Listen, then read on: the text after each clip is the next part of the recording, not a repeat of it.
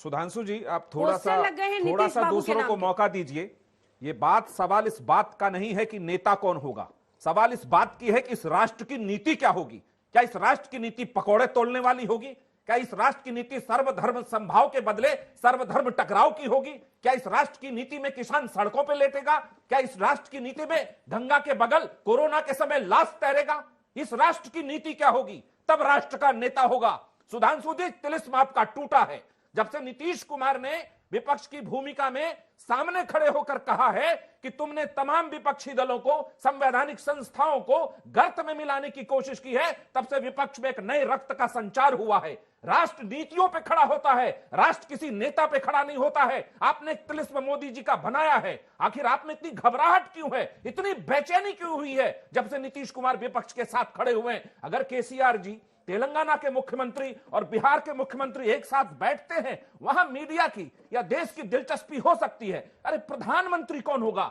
मेरा कहना है प्रधान नीति क्या होगी।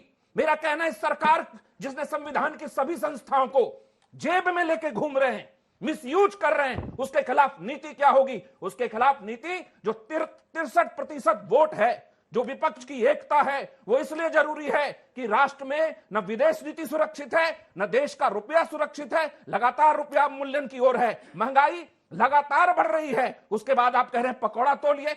जो आप मैनेजमेंट और फैशन के लोग यहां बैठे हैं, वो बताएं कि कॉलेज से निकलकर मोदी जी बताएं किस दरवाजे जाए नौकरी के दस्तक के लिए। क्या आपके साथ पकौड़े तले? आपने इस देश में सबसे गंदा काम किया है, आर्थिक नीति पर प्रहार किया है, निगेटिव में आपका जीडीपी है। किस उपलब्धि पे इस राष्ट्र के नेता बनना आप दोबारा चाहते हैं? जीडीपी कहाँ पे? नहीं, किस बोलिए निगेटिव में जीडीपी कहाँ? निगेटिव में है तो आपका कुछ पूरा बोल पूरा रहे हैं। रुपया मूल्यन है, कुछ नहीं। आप रुपए का मूल्यन हुआ है, आप कब हुआ था पता है? मिश्रा जी, इस बार का जीडीपी क्या है? जीडीपी कितना है? मिश्रा जी, इस बार का जीडीपी क्या है? बीच में हस्तक्षेप न करिए। ये इस बार का जीडीपी क्या है? सर, गलत फैक्ट मत बोलिए ना, आप पार्टी के प्रवक्ता हैं। देश के किसानों तक नहीं पहुंचती, आपकी आर्थिक नीति देश के युवाओं तक नहीं पहुंचती। ऐसे समय में राष्ट्र नीति की जरूरत करता है और नीति विपक्ष मिलकर तय करेगा। जीडीपी क्या है सर? जीडीपी क्या है इस बार? प्रधानमंत्री सामने सर जीडीपी क्या है? प्रधानमंत्री सामने निगेटिव में 20% आप जा रहे हैं।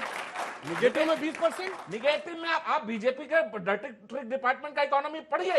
लेकिन एक चीज बताइए, निगेटिव में 20%? एक चीज 7.1% आपकी महंगाई दर चली गई। रुक जाइए, 7.1% से कभी 7.5 हो जाता है, 15% WMI पे चला जाता है, CPI पे कुछ अलग महंगाई दर चला जाता है। मैं उन चीजों पे बात जरूर करूंगा, आर्थिक नीति पे एक डिबेट बुलाइए आप।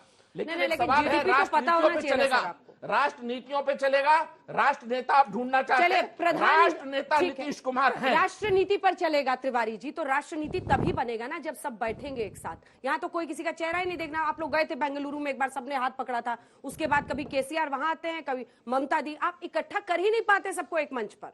बीजेपी हैरान क्यों है? अगर बीजेपी के खिलाफ विपक्षी एकजुटता हो रही है तो आखिर बीजेपी परेशान क्यों है? अगर लगता है बीजेपी को कि नहीं हो पाएगा एकजुट विपक्ष, तो बीजेपी के लिए अच्छी बात है। लेकिन देश की जनता कर रही है पुकार, सिंहासन खाली करो, नाकाम और ये नौजवानों को जो बेरोजगार बना करके फौज खड़ी की है देश में, सिंहासन खाली करो मोदी सरकार। लाठी डंडे तो बिहार में छात्रों पर चल रहे हैं सर, वो कौन चलवा रहा है? लाठी डंडे चल रहे हैं, ये आपको दिख रहे हैं। अब कम से कम यही तो हमारी जीत है, यही तो लोकतंत्र है। अच्छा। आप सवाल कर रहे हैं 20 लाख 20 लाख 10 लाख रोजगार का वादा था हमारे नेता डिप्टी सीएम श्री तेजस्वी यादव जी का। 10 का 20 हो गया। 20 लाख रोजगार कह दिया 20 देंगे, 10 का 20। क्या आपको खराब लग रहा है? नहीं, बीजेपी वाले नहीं चाहेंगे। शुरू कीजिए, शुरू हो गया, नौकरी दीजिए। शुरू हो गया। अभी तो कितने 1 महीने भी नहीं हुए, सरकार ने जन्म लिया, 6ठे दिन ही इसकी घोषणा ऐतिहासिक गांधी मैदान से ऐतिहासिक दिन स्वतंत्रता दिवस के दिन हुई है। ये बड़ी बात है। अब बीजेपी क्यों हैरान और परेशान है, ये बात इसलिए समझ में आ रही है कि जैसे ही बीजेपी का खेल पलटा गया बिहार में, महाराष्ट्र, दिल्ली, बंगाल, सब जगह इनके घूम रहे थे, जिनसे ये लड़ाई राजनीतिक नहीं लड़ पा रहे, उनके सामने भेजते ईडी, आईटी, सीबीआई, वो सारा खेल पलट दिया गया। हमारे नेता श्री तेजस्वी यादव जी ने चुनौती दिया कि अगर है माई के लाल में दम तो राजनीतिक लड़ाई लड़ो, नहीं तो अपने जमाई को मेरे घर में बैठाओ। अच्छा, और जांच करो। ये नीतीश जी पीएम मटेरियल है कि नहीं? आदरणीय नीतीश कुमार जी 2024 के प्रधानमंत्री पद के प्रबल उम्मीदवार ही नहीं, लाल किले पर झंडा फहराने वाले 24 में आदरणीय नीतीश कुमार जी होंगे।